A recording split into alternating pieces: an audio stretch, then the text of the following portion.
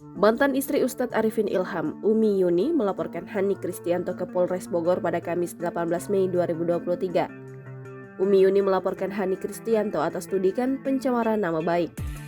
Langkah hukum tersebut diambil Umi Yuni lantaran tak terima dituding membawa kabur uang 69 miliar rupiah milik Yayasan Azikra. Dikutip dari tayangan status selebriti SCTV pada Jumat 19 Mei 2023, kuasa hukum Umi Yuni, Suhendar, buka suara terkait kasus tersebut. Suhendar juga mengungkap alasan Umi Yuni melaporkan Hani Kristianto alias Kohani ke polisi. Lebih lanjut, Suhendar mengungkap jika pihak Kohani juga tidak merasa telah menuduh Umi Yuni membawa kabur uang Azikra.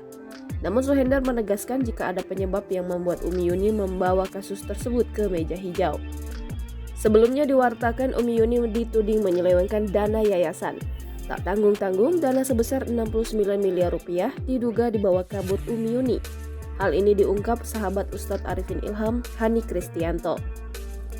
Hani Kristianto menyebut Umi Yuni diduga ingin menguasai tanah wakaf dengan mengubah status tanah wakaf menjadi hibah dan hak milik.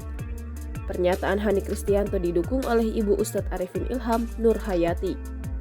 Nur Hayati pun membongkar kelakuan Umi Yuni terkait tudingan tersebut. Ia membenarkan soal mantan menantunya yang mengubah status tanah wakaf menjadi hibah demi keuntungan pribadi. Jangan lupa subscribe, share, komen, dan like ya!